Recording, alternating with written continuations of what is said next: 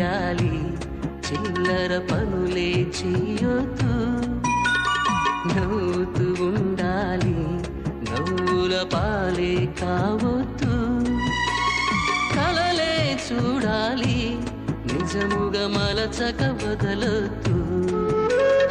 ఎత్తుకు ఎదగాలి, నిలిచిన నేలను మరవద్దు.